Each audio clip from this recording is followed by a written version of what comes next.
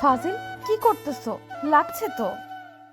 Baby, তোমার ইয়ে দুটো না অনেক মিষ্টি। সবার সামনে এসব বললে লজ্জা লাগে না বুঝি? দুষ্টু কোথাকার। আমি কি বলবো, তোমার কাছে আসলে থাকতেই পারি না। আমার কি ব্যথা লাগে না ফাজিল? আচ্ছা ঠিক আছে, আর ব্যথা দিব না।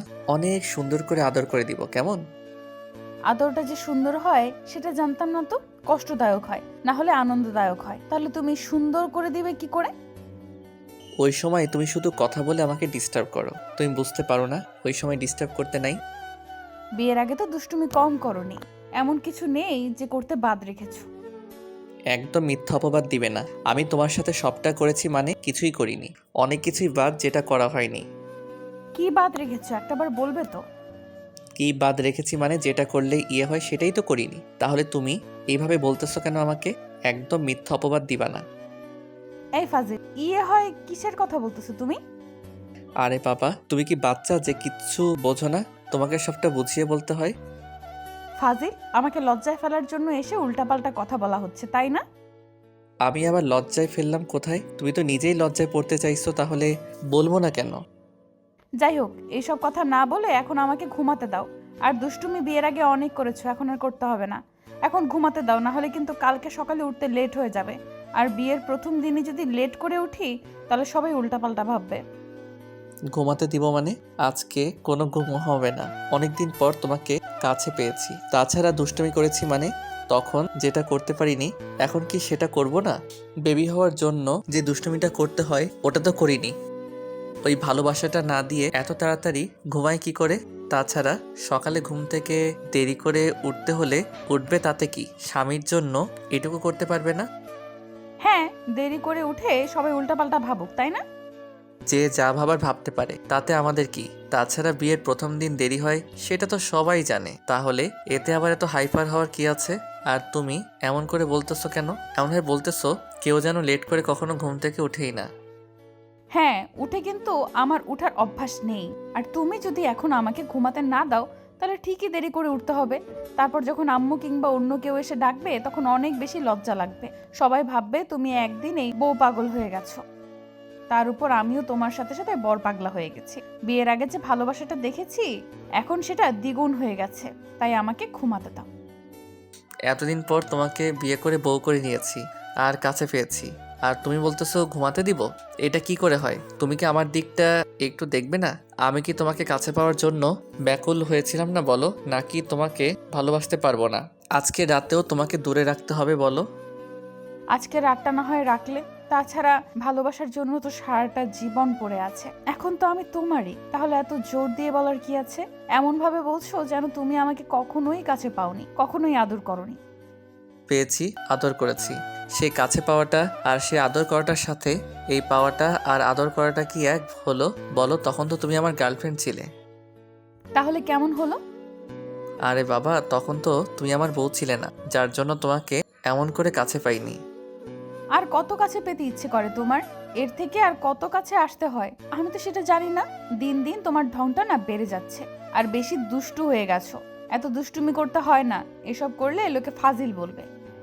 তোমাকে একটা লুচ্চু বলবে। তাই তুমি এসব কথা রেখে এখন ঘুমাও আর আমাকে ঘুমাতে দাও। বলেছি না, আজকে কোনো ঘুম হবে না। আজকে শুধু তোমার আর আমার রোমান্স হবে, আর সবাই শুধু তাকিয়ে তাকিয়ে দেখবে। হ্যাঁ, আমাকে শুধু মারার ধান্দা নিচ্ছ, তাই না? আমার দ্বারা এসব সম্ভব না। বিয়ের আগে জ্বালিয়ে মেরেছো, আর এখন তো বিয়ে করে নিয়েছো না? জানি আজকে আমার সাথে কি করার ধান্দা করতেছো। একদম কিন্তু আমার দিকে বাজে নজরে তাকাবে না। তাহলে আমার থেকে খারাপ আর কেউ হবে না। তুমি যা ভাবার ভাবতে পারো। বিয়ের আগে যতবার আমি তোমার কাছে যাওয়ার চেষ্টা করেছি, তোমাকে আদর করার চেষ্টা করেছি, ততবার তুমি আমাকে আটকে দিয়েছো আর বলেছো তোমার কাছে আসা যাবে না, তোমার থেকে দূরে দূরে থাকতে হবে। তাহলে এখন কেন দূরে থাকবো?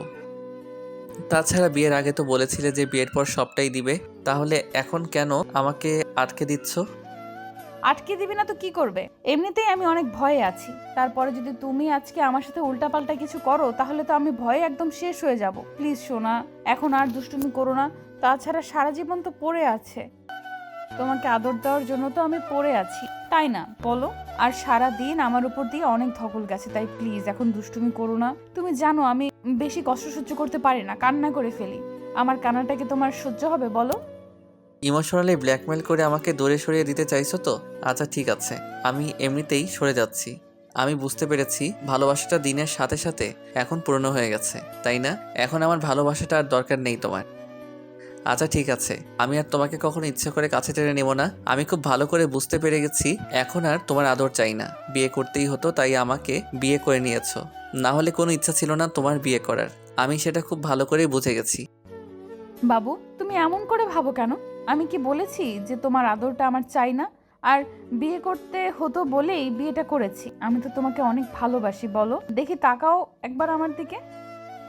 মিথিলা কথাটা বলে জিসানের মুখের পাশে হাত রাখাতে জিসান ছাড়িয়ে নিয়ে উঠে চলে গেল। মিথিলা বুঝতে পারলে জিসান রাগ করেছে। এতক্ষণ ওরা কথা বলছিল, আর আপনারা হয়তো উল্টোপাল্টা কিছু একটা ভেবেছেন, তাই না?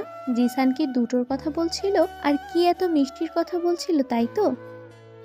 জিসান মিথিলার ঠোঁট দুটোর কথা বলছিল। ওর গোলাপের পাপড়ির মতো ঠোঁট জোড়া এত মিষ্টি মিষ্টি, যার জন্য জিসান ওর কাছে আসলে আদর না দিয়ে থাকতেই পারে না। তারপর আজকে ওদের বিয়ে হয়েছে।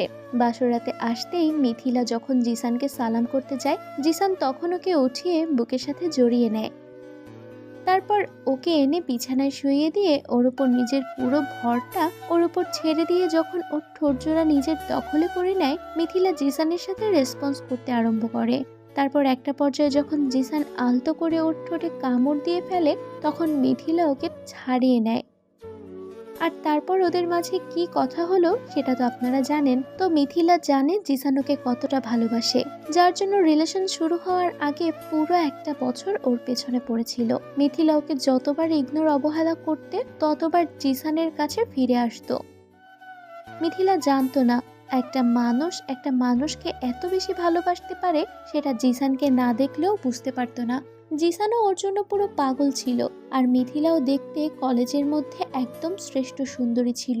তাই জিসান বারবার ওর কাছে ফিরে আসতো, ওকে ভালোবাসার কথাটা বোঝানোর চেষ্টা করত, আর মিথিলা ততবার ওকে ফিরিয়ে দিত। তারপর একটা সময় শেষ দিন জিসান মিথিলার সাথে কথা বলতে আসে। মিথিলা, তোমাকে অনেক ডিস্টার্ব করেছি, অনেক ভালোবাসার কথা বলেছি, কিন্তু আর বলবো না। এখন আমি ক্লান্ত হয়ে গেছি তোমাকে বোঝাতে বোঝাতে। এখন নিজেকে খুব ছোট মনে হয়। আসলে তোমাকে যতবারই বোঝানোর চেষ্টা করি তুমি ততই আমাকে দূরে সরিয়ে দাও। আজকের পর থেকে আমাদের না কখনো দেখা হবে না, কখনো আমি তোমাকে ভালোবাসি সেই কথাটি বলতে আসবো না। তুমি ভালো থেকো। জিসান কথাগুলো বলে সেদিন চলে আসতে গেলে মিথিলা ওর একটা হাত ধরে ফেলেছিল। জিসান ওর দিকে ফিরলে মিথিলা ওর হাতটা ধরে রেখেছে। তখন জিসান বলে, কি হলো, এভাবে আটকে দিলে যে? আমাকে যেতে দাও। তুমি না আমাকে ভালোবাসো না, তাহলে এভাবে আটকাচ্ছ কেন? আমি চাই না আর এখানে থেকে তোমার অবহেলাটা সহ্য করতে। তুমি চলে গেলে আমার কি হবে? মিথিলার এমন কথা শুনে জিসান ওকে শক্ত করে জড়িয়ে ধরেছিল। মিথিলাও পাগলটাকে জড়িয়ে ধরেছিল। তারপর থেকে ওদের রিলেশনশিপ চলছিল। তো ওই ঘটনার পর ওরা 2টা বছর রিলেশন ছিল। রিলেশনের মাঝে যতবার জিসান মিথিলার সাথে দেখা করেছে ততবার ওকে বুকে টেনে নিয়েছে, ওকে আদর করেছে, কিস করেছে।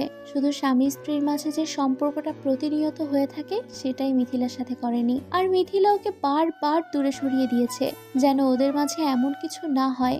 জিসান বুঝতে পেরে ওকে জোর করেনি, কারণ প্রকৃতি ভালোবাসাটা এমনই।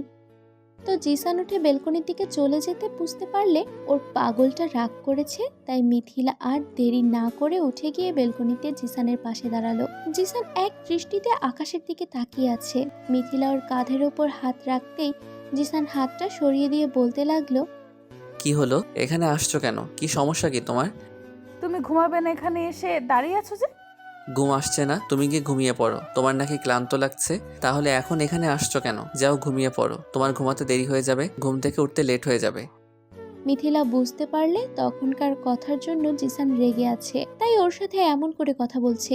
মিথিলা একটা মুচকি হাসি দিয়ে ওকে পেছন থেকে জড়িয়ে ধরলো। জিসান ওকে ছাড়িয়ে নিয়ে বলতে লাগলো, এত ঢং দেখাতে হবে না, যাও গিয়ে শুয়ে পড়ো। তাছাড়া আমি জানি তুমি আমাকে কতটুকু ভালোবাসো।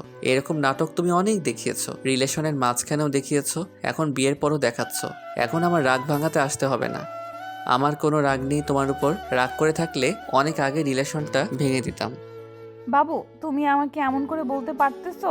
আমি কি করব? আমি তো তোমাকে ইচ্ছে করে বলেছি কথাগুলো, দেখতে চাচ্ছিলাম তুমি রাগ করো কিনা। কিন্তু তুমি সত্যি অনেক বেশি রাগ করলে।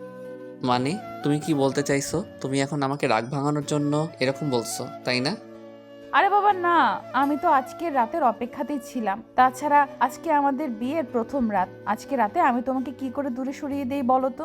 তোমাকে ট্রাই করার জন্য ওরকম একটা কথা বললাম, কিন্তু তুমি সেটাকেই ধরে রেখে রাগ করে বসলে। আমি এই দিনটার জন্য ছিলাম। আমার বাবুর কাছে থেকে আমি ওই ভালোবাসাটা চাই, যেটা বিয়ের আগে নেওয়া সম্ভব ছিল না। আর তুমি কিনা এইভাবে আমাকে ভুল বুঝলে। আমি তো দেখছিলাম তুমি কি বলো, তুমি আমাকে ছেড়ে থাকতে পারো কি না, কিন্তু তুমি ভুলটাই বুঝলে। আমি তখন রাগ করেছি দেখে তুমি আমার রাগটা ভাঙানোর জন্য এরকম কথা বলছো, তাই না? আমি সেটা খুব ভালো করেই জানি। দেখো, এসব কথা বলতে হবে না, তুমি গিয়ে ঘুমিয়ে পড়ো। আমার যখন ইচ্ছা হবে আমি তখন গিয়ে ঘুমিয়ে পড়বো। আরে বাবা না, আমি তোমার উপর রাগ করে এরকম কথা বলতেছি না। আমি তো তোমাকে সত্যি ট্রাই করেছি। আমি কি চাই না আমার বাবুর আদরটা পেতে? আমি তো ইচ্ছে করে কথাগুলো বলেছি, কিন্তু তুমি বুঝতে পারোনি। আমি মজা করেছি। মিথ্যা কথা, তুমি আমার মন রাখার জন্য এরকমটা বলছো, আমি সেটা খুব ভালো করেই জানি। এখন যাও এখান থেকে, আমি চাই না তোমার এমন ভালোবাসা। এখন রাগিয়ে দিয়ে রাগ ভাঙানো হচ্ছে, এখন একদম আমার কাছে আসবে না, যাও এখান থেকে। আরে বাবা সরি, আমি বুঝতে পারিনি তুমি এত বেশি রেগে যাবে। আমি কি তোমাকে ইচ্ছে করে রাগিয়েছি নাকি? তুমি যে রাগ করবে সেটা কি আমি জানতাম? না হলে কখনোই তোমাকে রাগিয়ে দিতাম না। এখন রাগ দেখিও না তো প্লিজ সোনা, চলো আমার সাথে। আমার না খুব আদর আদর পাচ্ছে। তুমি যদি আদর না করো তাহলে আমি ঘুমাতে পারবো না, তাই না বলো? তোমার না এমনিতেই ঘুম পাচ্ছে, যাও গিয়ে ঘুমিয়ে পড়ো। আমি চাই না তোমাকে আদর করতে, লাগবে না তোমার আদরটা। এখন ঢং দেখানো হচ্ছে, তাই না? সত্যি তো? তাহলে কিন্তু এখন আমি খুব কান্না করব। প্লিজ তুমি এখন আমাকে একটু আদর করো, না হলে কিন্তু আমি আমার খুব খারাপ লাগবে। প্লিজ কলিজা। জিসান কথা বলছে না দেখে মিথিলা বাচ্চাদের মতো কান্নার অভিনয় করলো। তখন জিসান ওকে আলতো করে জড়িয়ে ধরতেই মিথিলা ওকে জাপটে জড়িয়ে ধরলো। আর জিসান বলতে লাগলো, তোমার উপর না একটু রাগও করে থাকা যায় না? তুই সবসময় বাচ্চামি করতে শুরু করে দাও। এত ঢং দেখাও কি করে বলো তো? আমার ভালোবাসাটাকে তোমার কাছে ঢং মনে হয়? না রে বাবা, আমি তো মজা করে বললাম, কিন্তু তুমি এটা কি সিরিয়াস নিছো দেখো। আর আর কখনো বলবো না। এখন চলো গিয়ে ঘুমিয়ে পড়ি। ঘুমাতে পারি এক শর্তে, আমাকে এখনই অনেক বেশি আদর করতে দিতে হবে। যদি না দাও তাহলে আমি ঘুমাবো না। না না, এখন কোনো আদর হবে না। সারাদিন তোমার উপর দিয়ে অনেক ধকল গেছে, এখন কোনো আদর করতে পারবো না। তাহলে কিন্তু সত্যি আমি কান্না করব, অনেক বেশি কান্না করব, যেটা তুমি সহ্য করতে পারবে না। কেন এত কান্নাকাটি করতে হবে কেন? তুমি খুব ভালো করেই জানো আমি তোমার কান্নাটা সহ্য করতে পারি না, তাহলে এত কান্নাকাটি করতে হবে কেন? তাই যদি না পারো তাহলে এক্ষুনি আমাকে অনেক আদর করতে হবে, আর যদি না করো তাহলে কিন্তু আমি অনেক বেশি কান্না করব। মিথিলার কথাতে জিসান দেরি না করে ওকে কোলে তুলে নিল আর মিথিলা ওর গলাটা জড়িয়ে ধরলো। জিসান রুমের দিকে যেতে গেলে মিথিলা ওর ঠোঁট জোড়া দখল করে নিল। তারপর আর কি রেসপন্স করতে লাগলো। জিসান মিথিলাকে বেডে শুইয়ে দিল। মিথিলা ওর কলার ধরে টান দিতেই টান সামলাতে না পেরে জিসান মিথিলার বুকে আছড়ে পড়ল। তারপর যখনই মিথিলা যে নিজের বাহুডোরে আবদ্ধ করে নিতে যাবে তখনই মিথিলাকে আটকে দেয় আর বলে, এখন না, দেখো সবাই কেমন করে তাকিয়ে আছে, তুমি লাইট অফ করে দাও আর ওদের চলে যেতে বলো। এই যে ভাইয়া আর আপুরা, আমার বউটা লজ্জা পাচ্ছে, আপনারা এখান থেকে যান, না হলে কিন্তু এখন অনেক বড় একটা ঝামেলা পাকিয়ে ফেলবো। আমাদের দেয়া গল্পটি যদি আপনাদের ভালো লেগে থাকে তাহলে একটি লাইক করুন। আরও নতুন নতুন গল্প পেতে চ্যানেলটি সাবস্ক্রাইব করে বন্ধু হয়ে আমাদের পাশে থাকুন। ধন্যবাদ সবাইকে।